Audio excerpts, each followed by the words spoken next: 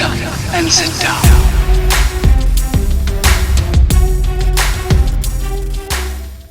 How are you? Doing okay. How are you? Yeah, good. Thanks for sitting down with us. I'm happy to sit down with you and talk, especially now we're leading up to this 249 madness. So it's really good to connect with you. Yeah, no. Thanks for having me on. How's this week been for you? Every week is pretty similar. I'm afraid. But at least you're shooting Inside the Octagon this week. You shot that, right? Yeah. We did a bit of work, which is always good to get some kind of normality in that sense. But otherwise it's just it's a bit strange times. We have a 2-year-old, so I know.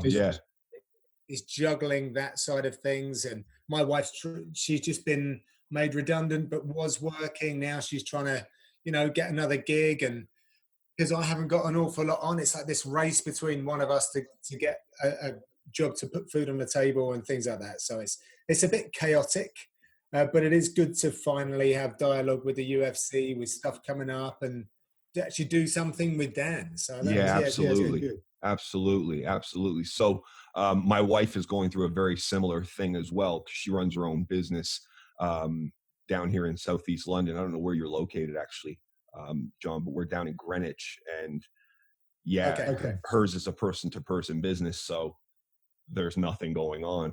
I'm lucky that I have a 9-to-5 that I can do remotely, and that's keeping things taken over, but it's tough for everybody at the moment. Sure. Yeah, I know I'm not alone, and we're lucky in many respects, but it's just different, right? It's different. There are things about this which I'm quite used to, because I said, like, the room that I'm in now is my sort of office, my research center, and I'm mostly holed up in here. It's like revising for an exam when an event comes. So I just sit down here chewing through tape and scripts and things like that, and then I go back up to feed and water myself, and then come back down again. It's rinse repeat for an extended period of time. But I haven't jumped on a plane for a while, which essentially I have to do that to go and earn a living nowadays. So that's a bit different. But again, it could be worse. It could be, yeah, for sure. So what are you doing? Like, I know you're shooting the video. I saw some videos that you were shooting there with the little one to pass some of the time. I know you're quite an active guy as well. Are you getting out? Are you getting running in? How are you keeping active? How are you keeping your mind and your body? Yeah. Well, I actually went for a run. When was it? Yesterday, day before? Yeah, yesterday, day before. That was the first run apparently in 7 weeks. Wow. So I was tailing off my training coming up to the London event, because I still train in mostly just grappling stuff now. But for fear of getting injured and stuff like that, I tend to, and just workload, I don't go into the gym as much. Sure. So I tailed off there, and then we had the whole lockdown situation. And then I feel like I think my wife and I had COVID-19. Is that right? Yeah, we didn't get any tests done, just because it was at the time when it was, unless you need hospitalization, then just sit it out and work your way through it. But it really knocked me for 6, and I still feel, I don't feel like my run was brilliant the other day. So I think lung capacity was definitely affected for about a month. I don't know what it was. It might not even be the coronavirus. It might have been something different, but I have to say I'd be disappointed if it wasn't, because if you feel like you're going to get the antibody, you go through something like that in these times, you're like, I hope it is that, so I know we've gotten through it, and maybe the toddler had it as well, my wife's had it, and we can just crack on. You can deal with it, and then it's moving on. Yeah, absolutely. I think my wife had it, and there were a few days there where I didn't feel right myself, but she was knocked for 6 for a good, I'd say, week and a half. And it really took her down. But, if it does what it says, ipso facto, I probably did as well. But luckily, maybe some of those symptoms didn't manifest as much, but it was the same sort of thing. You just got to kind of cobble through it, see what you can do, and hopefully come out the other side. And I think a lot of people are in that boat as well. It's a lot of uncertainties with this whole thing. So it's tough, but I'm glad you're getting out, at least doing something, you know. But how long ago was it when you had the symptoms to when you went for the run? From about five, I think it's been about a month. Really? Yeah. Yeah, Good. I was doing a couple of things. So I've not in here now, but like just here next to me, I have I have a chin up bar, and Oh, nice. I had like the yoga ball.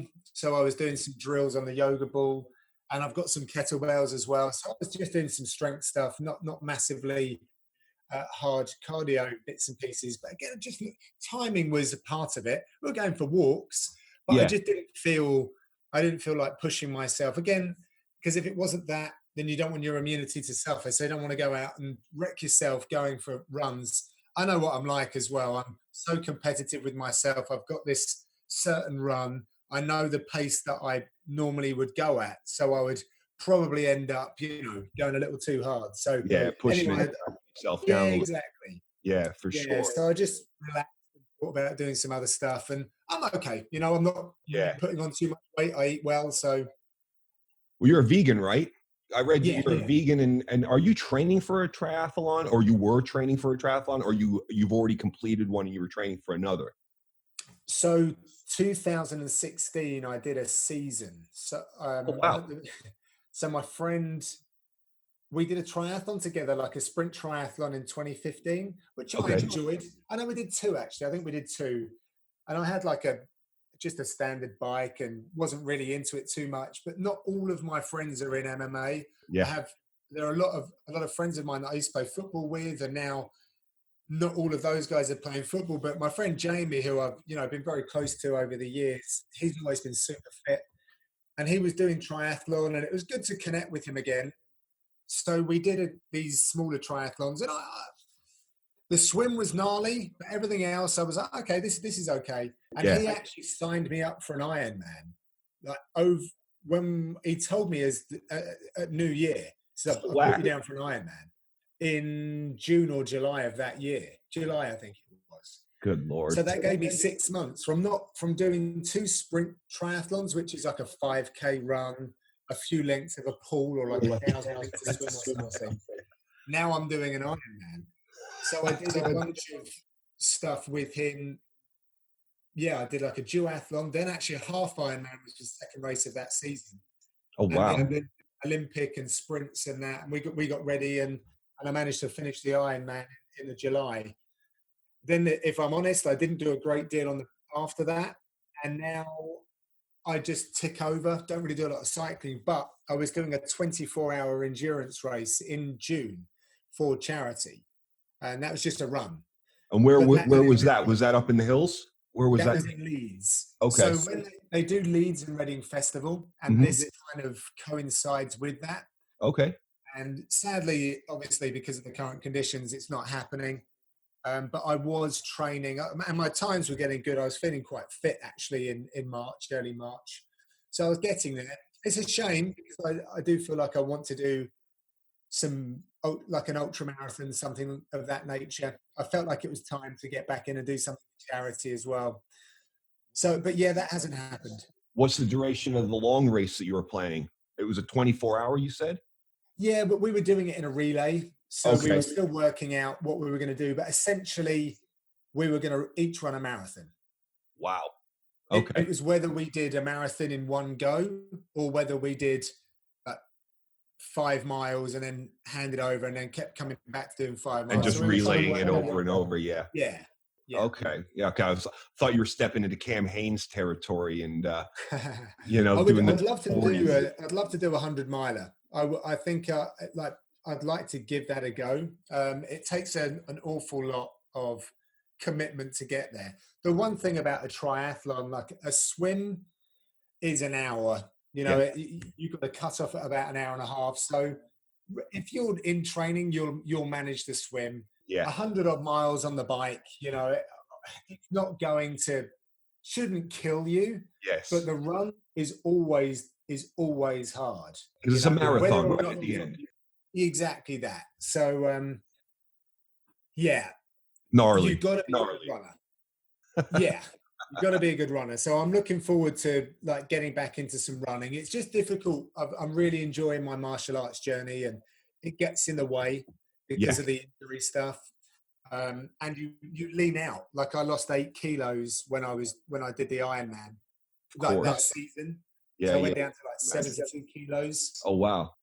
So that makes that again the strength side of things when you're trying to do jiu-jitsu, and they don't coincide brilliantly. Not with my body type. If I was a bit bigger and more sturdy, maybe be okay, but I'm not. So, Yeah, for sure. So you're predominantly doing grappling now. yeah.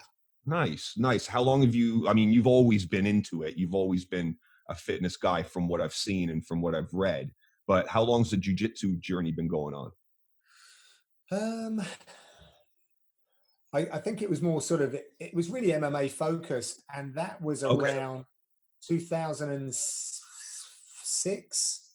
I started dabbling a little bit, and then it was on and off. I've had a bunch of injuries. I blew my back out, which took me out for 5 years. So Oof. that was a long time. I pretty much had to start again. Wow. But What did you do there? it was just basically I was had I just come back from competing. I had a run of injuries from wrists, Sure. bursitis in the knee, wrists, and then got a couple of amateur fights done. Spent a bit too much time out. Came back after a blood clot actually from Muay Thai in the back of the Oh, leg. That was quite horrible. And then I jeez. came back and I rolled to pull guard on someone. It wasn't his fault. It was a Sunday session.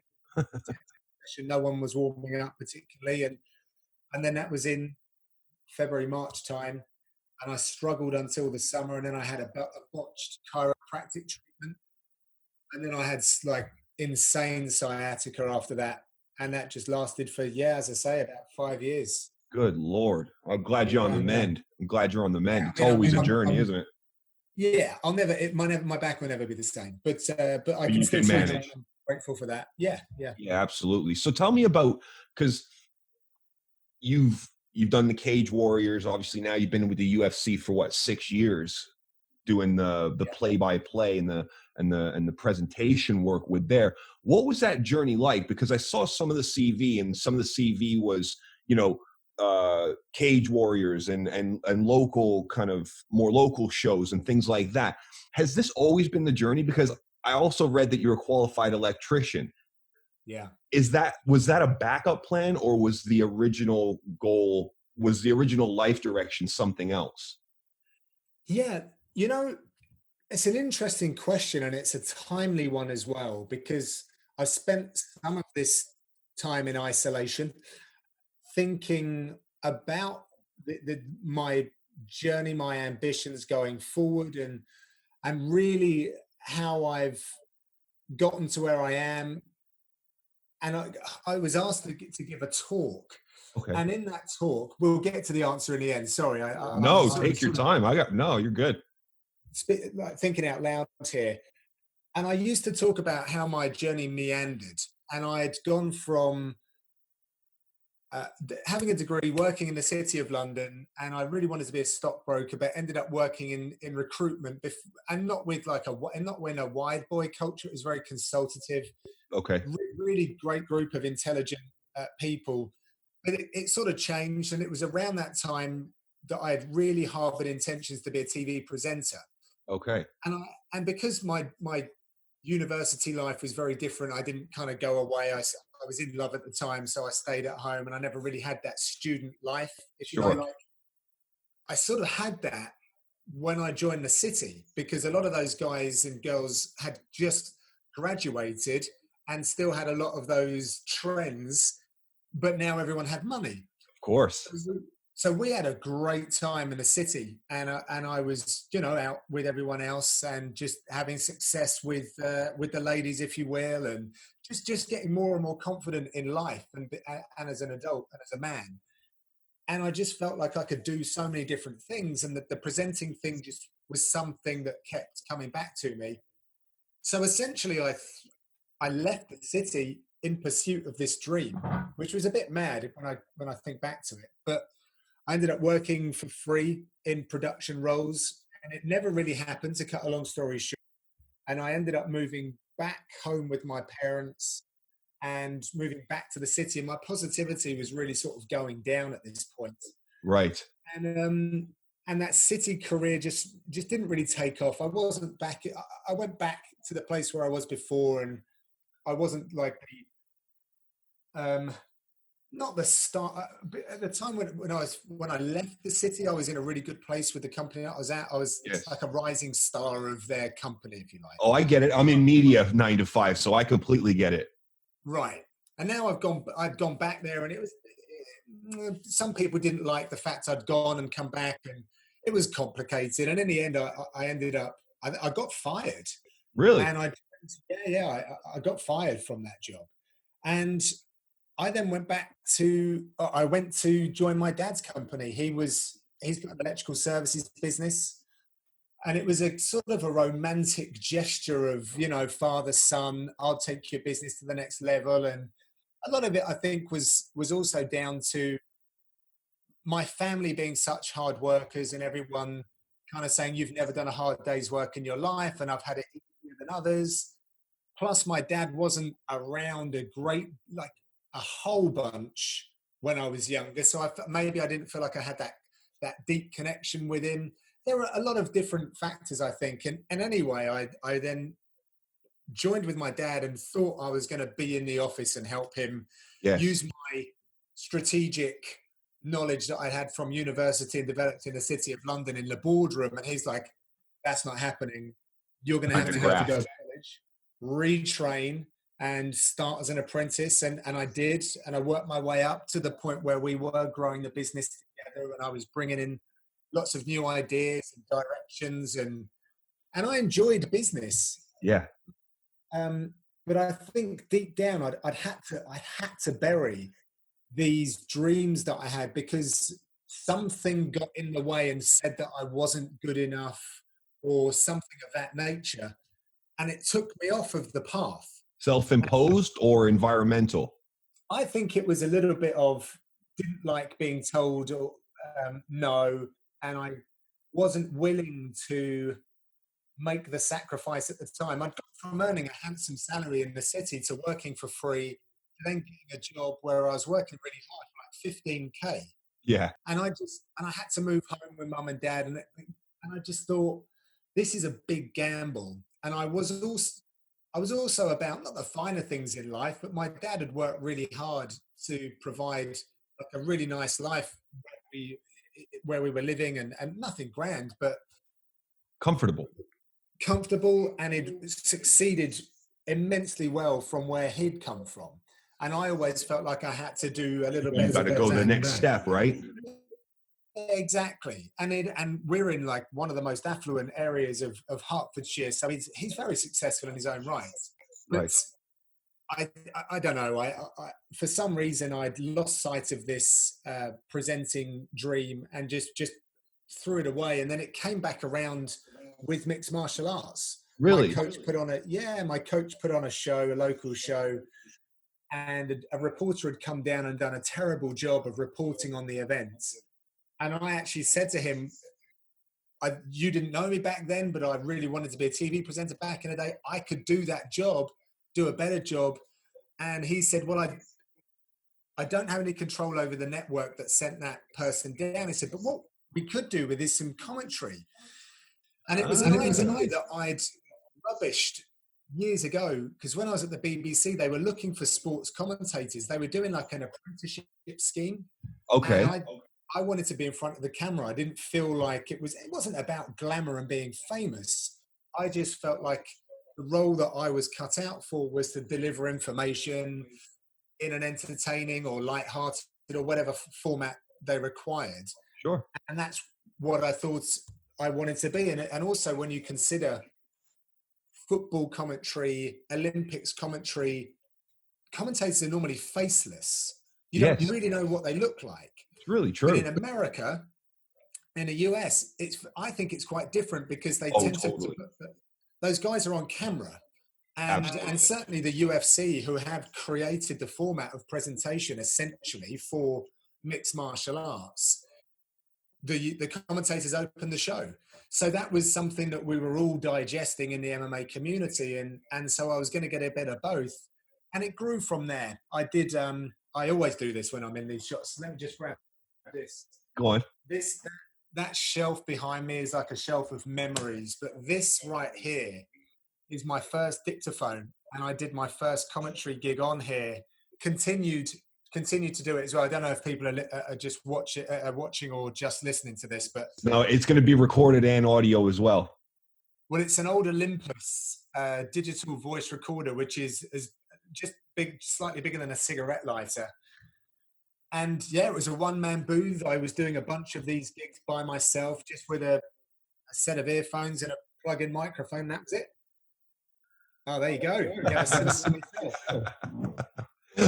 my journey's only just beginning, but I've been creeping my way up the technology levels to make it somewhat of a professional setup, although it's just kind of me trying to do what I want to do, you know what I mean? So yeah, that's really, really cool. So it's a winding path, as everything is, because nothing's linear in terms of success or any sort of journey.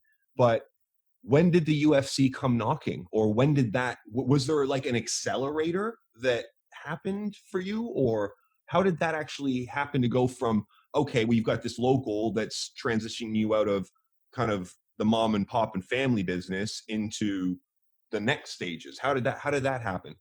Yeah, so the development from working my coach's show was then getting picked up by Cage Warriors, by Graham Boylan, I should say. Okay. Graham Boylan time was running, or still does, has a gym in North London and others now.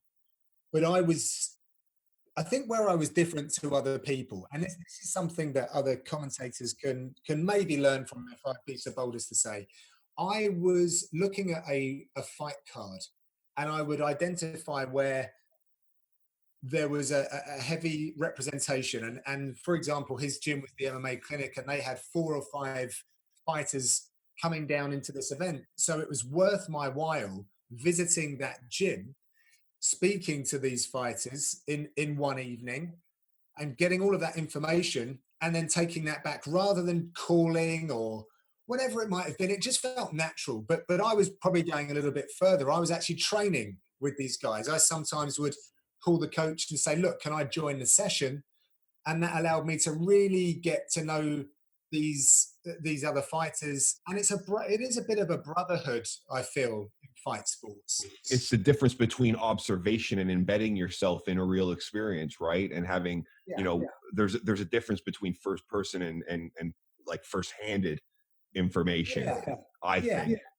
And I think when you're in fight sports as well, and I don't necessarily say that you have to do this, but when you're punching one another in the face, or if you're training with one another and using one another's body for your own martial arts journey and the development and evolution of that, there needs to be an element of respect. Ego needs to be monitored. Absolutely. And but also I think when you take to a microphone and you're starting to analyze technique, etc., it's an interesting path, because you're also a fan, and you're talking about things that people are seeing at home. So if something's dreadful, then sometimes as a commentator, you might have to say that. Now, if you've got absolutely no feeling of what that situation's like, then you might go in slightly harder than what you perhaps should do. But if you know a little bit about it and you can respect it firsthand knowledge, then you might be a little bit more careful. And it certainly gave me that. And I think other people in the early days recognized that I was not a million miles away from their level sometimes. And it was like we're almost peers at that point. And then that grassroots grounding and that respect that you're giving them, you're getting back, because you are in it together. It's this new scene as well, and everyone's kind of trying to grow. And I'm very grateful that Graham saw my efforts. And it wasn't calculated. This is what's weird. I wasn't looking into how to do this. There was no 101 ABC to sports commentary or MMA commentary. It just felt natural to call someone up see if I could come down and then speak to people and learn. And I was genuinely interested from my own experiences of being in and around MMA, and my first gym being on the mat with two doctors. I came out of boxing. I had guys that would steal my kit, and I'd tell the coaches, and they'd say, "You got to ask for it back. If you don't ask for it back, they're going to keep stealing your stuff." 100%. So it was like a show of force. Whereas MMA, which you would maybe think if you were looking at like UFC 1 and it's this cage fight, human Yeah. cockfighting deal, I walk into this gym not knowing anyone, thinking this could get gnarly. But actually, you've got guys that were adopting scientific methods of nutrition and weight management that I'd never heard of in boxing. Yes. I mean, and I was only like a novice ABA stuff, but even so, we were eating pasta and a bit of mince the night before fights. It was. I remember my kickboxing fights at 13 years old, and my coach taking me to the Italian restaurant around the corner and saying, you can have the sauce on the side and just have a drizzle, because all we want is the noodles for right now. Just a couple hours before the fight, just to get those carbs up. But I wasn't even getting that. It was crazy. So now walking into this gym, and there was a doctor, two doctors. One of the doctors was a doctor of sports psychology, the coach, Mark Chen. And another one is a guy who still trains with us, bless him, Dr. Ahsoka, who's on the front lines at the moment in A&E departments. Oh, wow. Yeah, and he's into his 40s, still trying to train whenever he can. Falls asleep on the mats, bless him. I think he's a brown belt jiu-jitsu. But yeah, it was so strange to see this eclectic mix of people on the mats in the very first MMA gym that I'd been to then jump into others.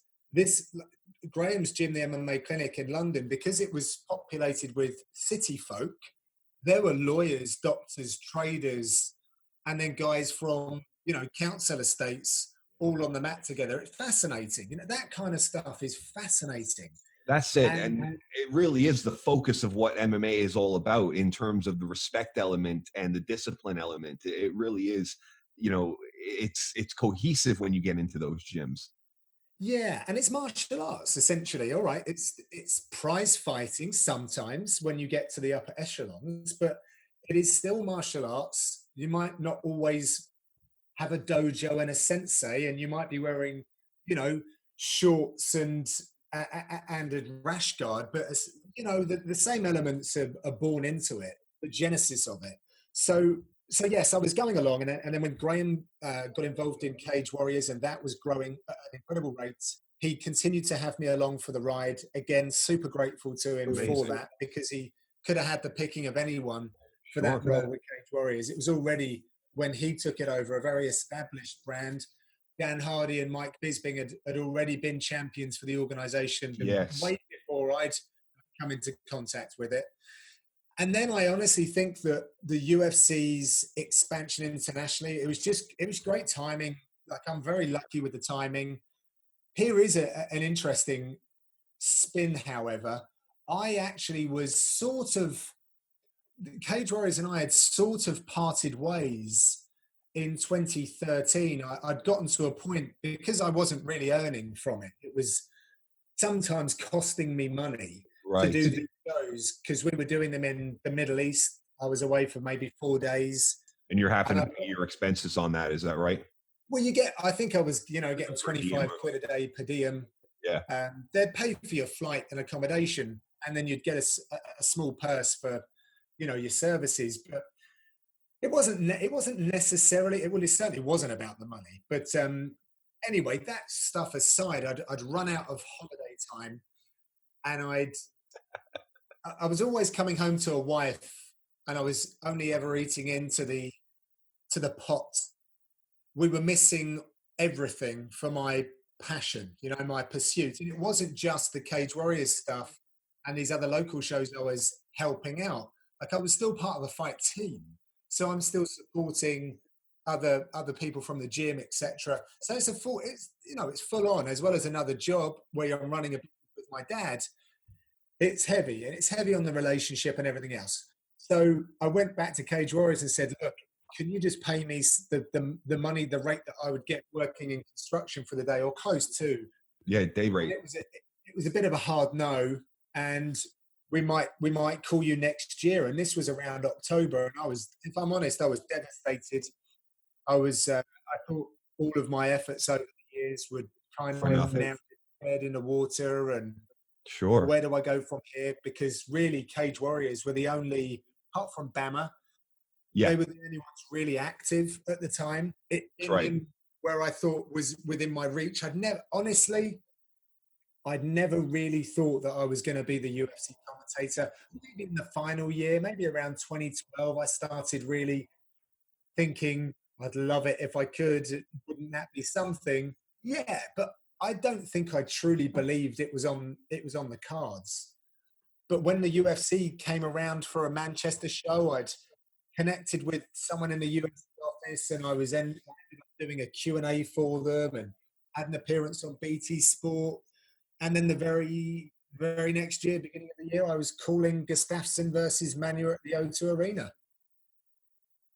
And just like And that. honestly, yeah, there was no in between ground. Going from Cage Warriors, which is a very, very well respected and high level MMA show, but the production Absolutely. element very different. Like, I could walk into a Cage Warriors show, and all I really needed to do was a few voiceovers, Yeah. and then sit down and just research the fighters. Now I have so much stuff I have to prepare for a broadcast, and so much. It's like being a newsreader. The amount of communication you have in your ear, and like the whole time, which some people just can't deal with. Well, I would For, imagine it's quite off-putting. Like it's yeah, something you have to get used to for sure. I mean, yeah. especially if it's at the level that you're kind of indicating there, always being fed, you know, I mean, what are they feeding you? Are they feeding you stats? Are they feeding you records, last opponents? Like, what are they feeding you? Well, at first it gets really into the detail, and I don't know how much I'm even allowed to divulge of Oh, how the fine. production works. No, it's okay. But there are certain systems in place, and what I will say is the UFC was trying to create an autonomous group in Europe that were going to help deliver the internet, like the UFC product, Yes. but it was all new people, and they had a well-oiled machine in the US. It was the same group of people that knew and had all the reps, the directors, producers, stage, everyone was well versed. Now you had a bunch of people that were new to this thing, and they were UK. And Yeah. again, the whole, like I said, just chalk and cheese, the whole way that sports is done. Culture, And production, appearance, all of it. everything's different. Yeah. And of course, I'm the guy at the front end of a lot of these challenges. And of course, that, like, it's my own challenges as well as maybe some inherited challenges. And we didn't really have the systems in place that allowed me to really commentate on a level playing field to Goldberg and Anik. And it Right. took a while before I had that system and infrastructure in place. And we got there. And again, and now I really do just deal with the guys in Vegas because it's just easier. And And they've also brought that whole kind of like what they've done with the Performance Institute. They've done that with the production there as well now, right? So it's almost yeah, like a central nervous system for every operation they have going. yeah, and I don't know how that will work for me because actually they could do everything from Vegas, and I don't have a visa to work stateside. I don't think we'll get to that, but No. it's good right now. In a way, they can do a lot of this stuff Well, if from Dana's, if Vegas. Dana's Fight Island wants to go ahead and all of this Yeah, stuff, then that's the sort of infrastructure you're going to need for that, right? So yeah, makes sense and well prepared, but they're always at the forefront of these sorts of things. They're yeah. they're a groundbreaking organization, full stop. And I'd be surprised if it wasn't them that were leading the charge back to normality and getting sports kind of started again. What I wanted to ask you, because you were obviously before you came to the UFC, you were in Cage Warriors and explained that kind of journey and that part of the journey. Were you calling Connor's fights then? Yeah, yeah. So I think I met him in. I'd heard about him and was checking him out around 2009. Right. Called called his fight 2010 against Joe Duffy, who's actually in the Huge. UFC as well. His loss. Yes, Okay. yes. So I called that fight, and I think he was competing outside of Cage Warriors, but then for the most part, he was a Cage Warriors fighter. So there until he left Cage Warriors, I think you'll, if you listen to the fights, you'll, I'm sorry to say, you'll be hearing me all over him. Well, I see the I see them on YouTube, but they're usually dubbed over with some Yeah. fanboys music and stuff, right? Yes. Yeah. And Yeah. all of Probably that. not the So, worst thing in the world, if I'm honest. But but you were there in Dublin for the Brandao fight, and I and I mean, was there for that as well. Yeah. this is a kind of a game changing experience for UK MMA and European MMA. Really, I mean, it was. Do you think that that was a significant game changer? I think that was the highlight of Irish MMA for sure. But that really was the high point. And they, don't get me wrong, they're still developing and churning out incredible fighters, but because of the way that things have now been constructed, a lot of that's happening with Bellator. So 100%. Bama got, I think Bama pretty much got absorbed by Bellator, and the Bama organization almost became a Bellator Europe. And then John Kavanagh's formed some very strong relationships there. And a lot of the fighters from SBG that might have come over to the UFC around now, let's say, Bellator signed them early. Yeah. And so a lot of that talent's gone over there. So people might think that they've dropped, like Irish MMA's dropped off in terms of the pinnacle. Yeah. But I just think that it's been distributed around a few more different promotions, which also speaks to the development of the mixed martial arts landscape. Because there are, like, in the Middle East, like Brave FC, for example, put Yeah. on great shows. So it's good to see that there are other opportunities for athletes. Yeah, it's great But that there is that opportunity and that scope for athletes to find a home that's not just, making the industry a one-trick pony, as it were. And obviously the UFC is the pinnacle, but it's great what Bellator is doing, and I love the fact that they're developing younger athletes and giving them a platform, whereas the UFC basically runs a 500 person roster, 500 fighter roster, and you're in it, or you're not, and it's great that there's these other organizations that allow that that platform for fighters to develop and show, and hopefully aspire to what the pinnacle of the sport is. yeah, yeah, it is such a unique business, and it sounds like you've worked it out pretty well. But a lot of people sometimes underestimate just how unique the structure is, because from my rudimentary understanding of all of this, like most businesses, sports organizations, they grow from the ground up. Yeah. But I feel like the UFC has to underpin everything from above. In the UK, for example, we don't have the Sport of England recognizing mixed martial arts. The government isn't plowing money into the sport to Exactly. help develop. What you have is organizations like the UFC helping fund local federations so that the officiating and the rules and the infrastructure generally at an amateur level starts to get developed, which can therefore underpin and galvanize the roots for the sport so that it can be stronger and create decent roots towards the UFC via other organizations like Cage Warriors, perhaps. And Absolutely. that's what people don't see, like the drug testing and just the health and safety side. You said earlier on, the UFC are pioneering, they're trailblazers, they're not afraid, they're fearless, inventive, creative.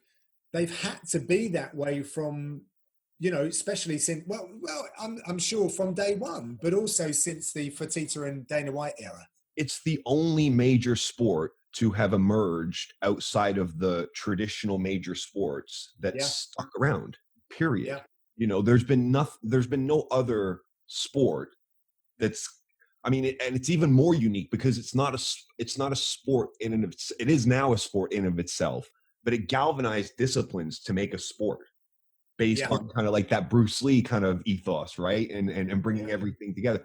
There's been nothing like it. So they are trailblazers, and I'm super happy that what's going on now is is they're leading the way and they continue to lead the way. It's a beautiful thing. It's Yeah. really special to see. I mean, I've been a fan since 93, you know, and watch as much as possible. And when I was younger, I used to train and fight and do all of that stuff. So I love it. You know, I'm definitely not in it as much as you are, obviously, even from a training side, but you know, it's amazing to see. Did you think back then that Conor was going to be what he is when you saw? Not not when I saw him fight Joe Duffy. I knew that he was making a lot of noise because he was kind of I think he was registered as like the boxing coach down at SBG. So he was someone that was helping the other fighters develop. And I was paying close attention to SBG. I thought they were onto something. And then, you know, the Joe Duffy, though, at the same time was someone that was a lifelong martial artist. He was on podiums collecting medals and trophies for so long in orthodox martial arts, and now had transitioned over. So both of these fighters were sort of making noise, but they're so young in their careers and they were right low down on the card. But it became pretty obvious as Conor got back and had a couple more fights in Cage Warriors that not only was he a very aggressive fighter with a huge knockout percentage, he had this he had this captivating personality. He was a great orator. And every time you gave him a platform and you turned that volume up a little bit more, he rose to the occasion. And that just kept going and going and going until we see, well, there's no ceiling for him. You know, see what he's doing right now politically back in Ireland. He's helping out. That was going to Amazing. be my next point to you. Like, do you think he's setting up my next question to you was, do you think he's actually setting up his next career now? Or do you think he's just doing this because he's got an unlimited platform and he can help, and that's the kind of guy he is? Well, his colleague, Paddy Houlihan from SBG, is a politician in Oh, Ireland. yeah, that's right. Yeah. So, like, if there's a pathway for him there, then he's got a good man to speak to. And they've always been very, very close. And I believe they're very close. Listen, I honestly feel like Conor is one of those people that has proved to himself, I can turn my hand to anything. I can be successful at anything. And when you get to his level of fame, so many doors are open that it's really up to him where he puts his attentions. And that's the conversation that I actually would like to speak to him about now. But how does he manage his time? Yeah. He has so many revenue streams, so many people that want his attention. How the hell do you split that up? How do you find time for a training camp when you're running this supposedly billion-dollar whiskey brand, and then you've got the Conor McGregor brand? You've got August McGregor, and yeah, it's fascinating because he's also done this in an unprecedented amount of time. that's the really, really impressive thing is the timeline. Yeah. I look at the Forbes list, and I think this may even have been before he had the Mayweather fight. Yeah. He was side by side with who's that Welsh footballer who played for Madrid? Bale. Gareth Bale. Yeah. Yes. So he had apparently the same net worth as Gareth Bale. And Gareth Bale's been a top flight pro footballer ever since he was probably before he was a teenager. Yeah, 100%. And his whole, he had an infrastructure around him to manage his money. He would have had advisors, step by step by step. Conor did it in like 4 or 5 years. And came off the dole and did it. Whose advice? And he kept his circle tight as well. Conor was very shrewd in that respect. So a lot of those decisions you have to attribute to either some very, very clued up people who he happened to appoint early on and all were close to him anyway, or by himself. By him, yeah. And again, whether, I know that he's had his indiscretions, but he's clearly a genius, Of and course. in more respects than just one. Well, genius and insanity live they're next door neighbors, right? And I mean, Right, we know that by watching The Last Dance and revisiting Michael Jordan during the 90s. I don't know if you've been watching that, but it's the same sort of I thing. need to watch it. I Oh, need to watch I mean, it's we grew up with it because I grew up over there in Canada, but the it. Yeah, NBA was our sport, was my sport, and we lived through all of that. But it's even cool to just kind of dig under the surface a little bit and see some of the candor that Michael has now that he's retired and doesn't really need anybody for anything because he makes yeah, more now off the sneakers than he did ever in basketball anyhow. right, But right. it's definitely one to check out. Yeah, Listen, yeah. I don't want to keep you too long, but I do want to talk about 249. Okay. But first, I want to find out who's your favorite fighter, either active or retired, if it's the same person to Yeah, watch. I struggle to answer this question. And the reason being is I get close to these athletes because I'm so lucky. I do get to talk to them. And sometimes in Europe, I even get to spend time with them. My job, I actually spend probably as much time producing features for the UFC as I do doing studio shows and calling the action. So for the most part, any fighter that has a main event in Europe, I would have been the one to visit them with a crew and produce that feature. Oh wow, So yeah, so I do a lot of that stuff. So Darren Till, for example, Jimmy Manuel, Alexander Gustafsson, Volkov, yeah. Hermanson, Do you have an old school Benoit. fighter that was like a personal favorite, like when you were kind of watching before you were in the organization? Yeah, I think GSP is someone that stands out, and I'm sure you're going to smile about that one. But he Yeah, truly was someone to look up to. I love Conor McGregor's personality, but at the same time, I was a karate kid. I did karate for a while. I was bullied at school. I wasn't necessarily the most outgoing, but I might put myself in front of my friends to sort of take a kick in. So he was that guy, and I loved watching his performances. Anderson Silva had a mystique about him that really sort of captivated me. Then you've got guys like Mark Kerr. There's Dan Hardy. When he was coming up, again, just something about him and that whole persona was very special. Yeah, I think those guys. I think they're the obvious ones for of me, and course, then more and more just kind of add to it as I get deeper into the sport.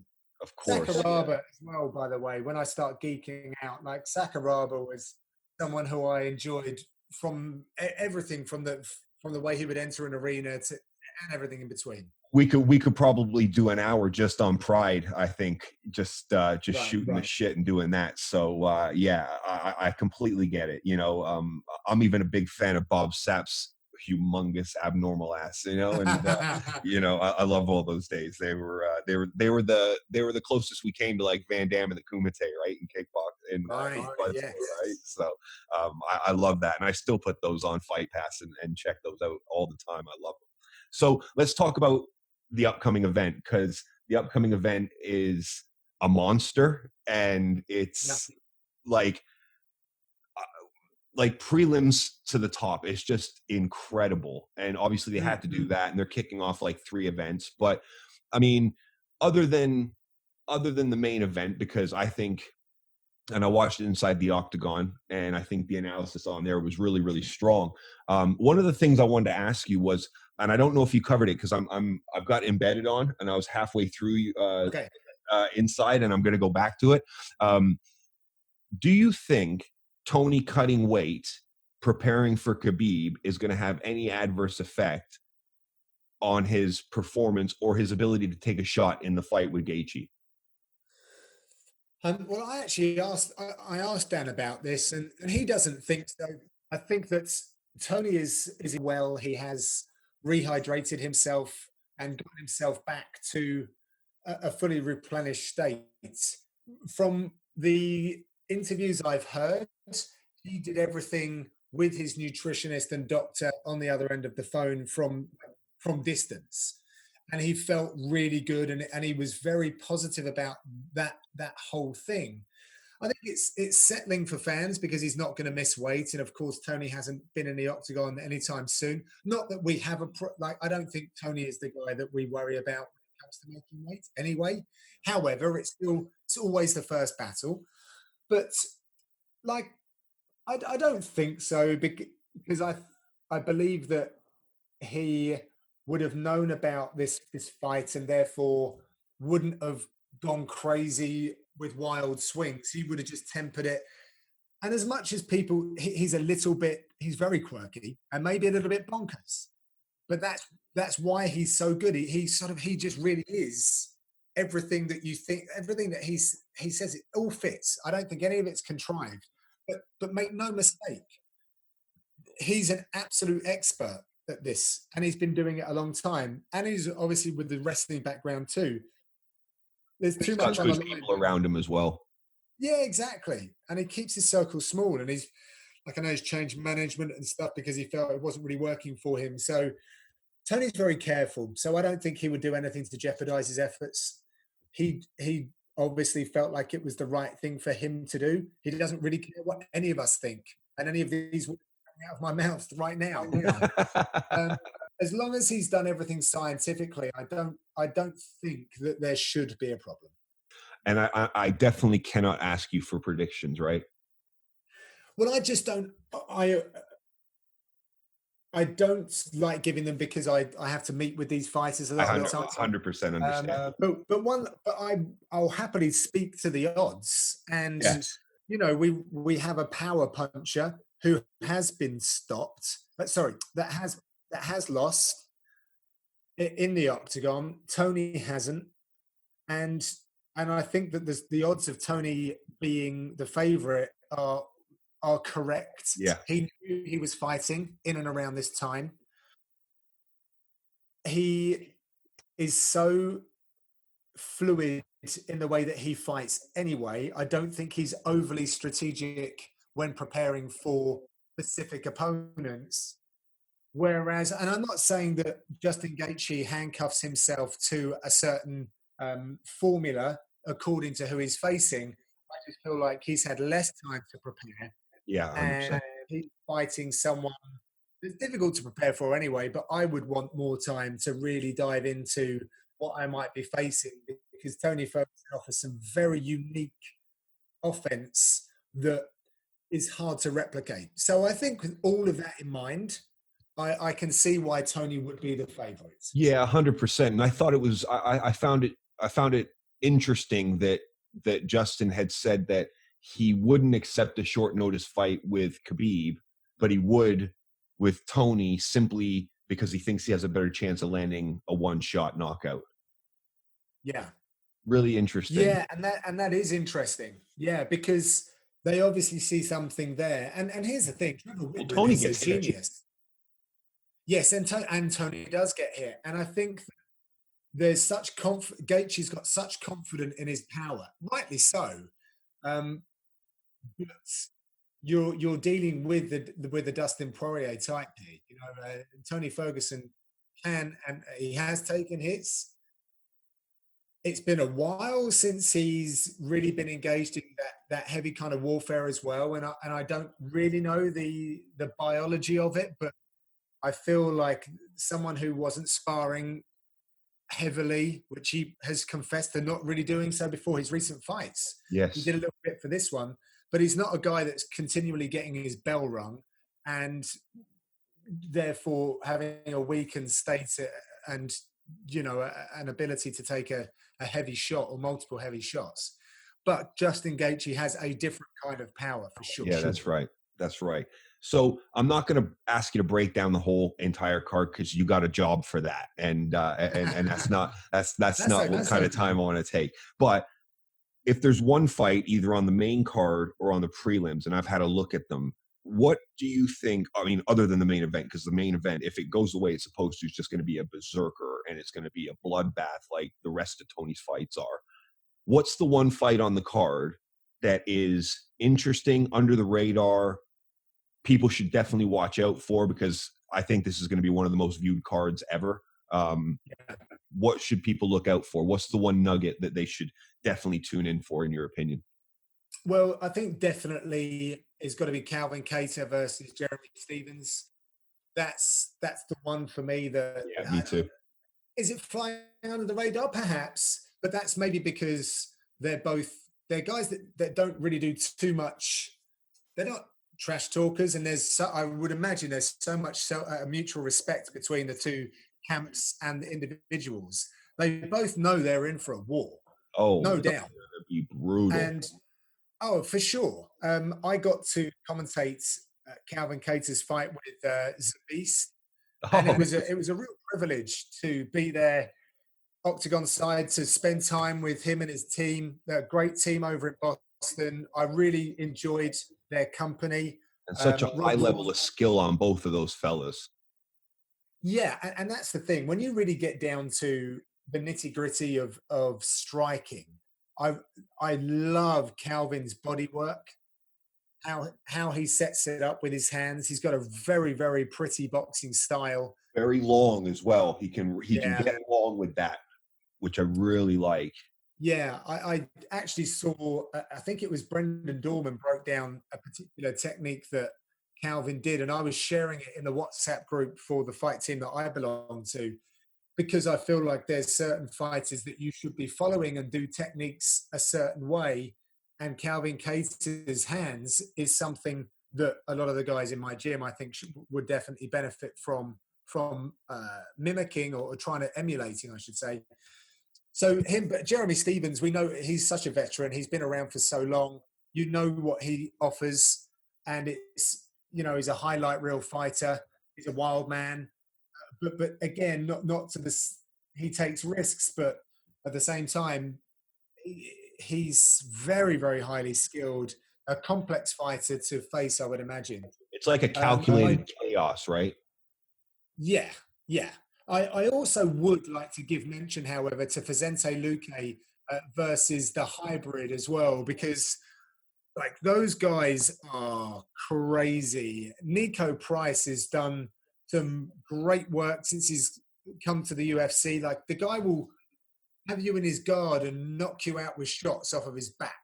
Uh, Those hammer just fists, right? yeah, just nuts. And Unbelievable. Vicente Luque is one of the most humble, nicest prize fighters you're likely to meet. He Really? speaks multiple languages.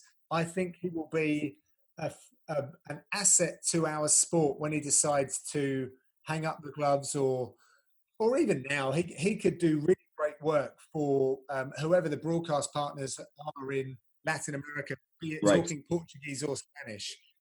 But Oh, he wow. is a fantastic technician under Henry Hooft, also out of his team in Brazil as well. But he trains hard with those guys down at Hard Knocks, or Sanford MMA as it's now called.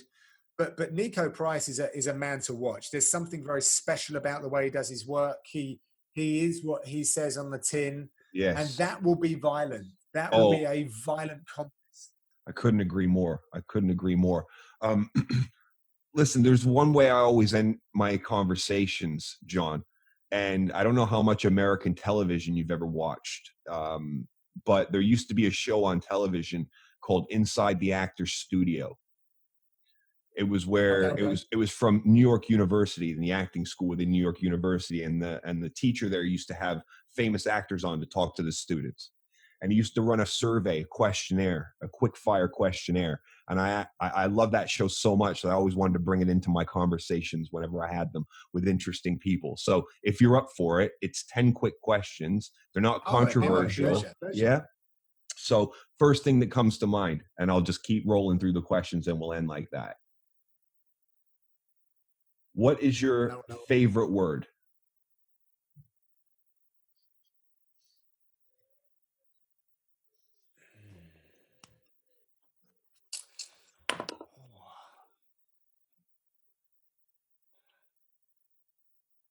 Exquisite.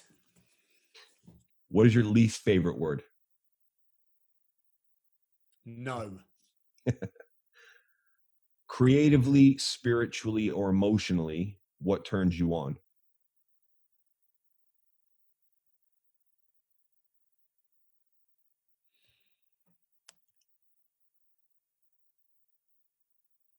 Storytelling. What turns you off?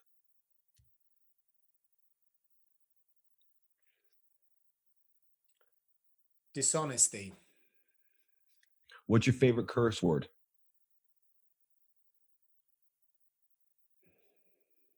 Um,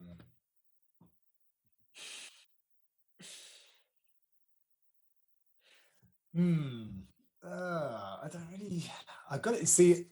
If you I don't want don't to get say to. it, you can say it begins with if you like. I don't get to exercise curse words too much in my job. You see, No, I so I know. reserve them outside of that. So I'm a terrible potty mouth. Um, I will drop the F bomb frequently at home if my daughter, of course, is not in the room. What sound or noise do you love? My daughter's voice. What sound or noise do you hate? Um, hmm. I, I could be funny here, or I could be serious. So I have, so weirdly, I have tinnitus and inner ear problems. So certain Oh wow, frequencies actually make me feel like quite sick. ill. Yeah, so I often wear like ear defenders and things of that nature. But otherwise, I think this there's Katie Hopkins, like the sound of her voice makes me feel. Other than what you're doing right now, what job would you love to give a go?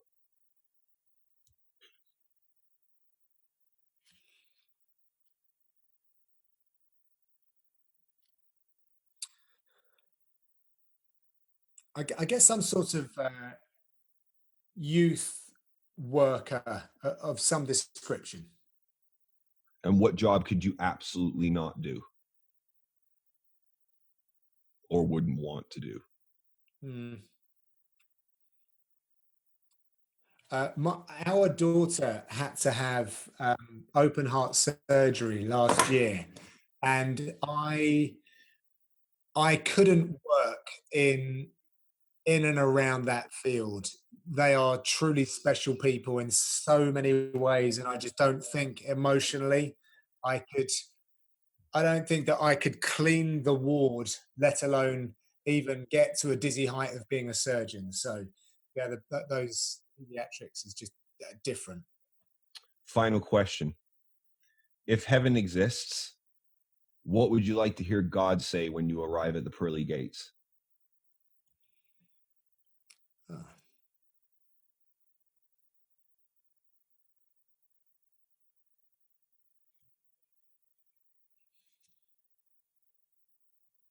Uh, uh, Hello, John. Welcome in. Because then he would have known my name, which would have made me feel good, and he's welcoming me to his little collective beyond the gate. So that would be nice. Nice. Beautiful. Listen, I really, really appreciate your time. I'll be sure to watch the rest of Inside the Octagon now and get the rest of the breakdown. But I really appreciate your time and thank you for sitting down with me. Thank you for taking the time, and I'm glad you're staying safe during all the quarantine. It's been a real pleasure. Thank you very much. May I do a quick plug? Absolutely. Thank you, because I'm kind of relaunching everything at the moment. I do have a YouTube channel, Right. John Gooden UK. John Gooden UK is all of my socials as well. But I've been I do create like my own analysis stuff, some thoughts, and I do a like physical breakdown of technique with my coach. But I am about to a new podcast series which I'm currently working on. I've had a number of conversations already. It's called For the Love of, and it's something that will be coming out on that channel and beyond. I'm very excited, talking about probably different subject matters to what people might immediately assume from certain guests. So Okay. that's coming soon. I'm excited about it. And yeah, look out for it on the John Gooden UK channels. Fantastic, and we'll include the links to those in the show notes as well. So I'm happy to put them in there as well. So thank you so much, John. I really appreciate your time, and take care of yourself. Yeah. Yeah, you too.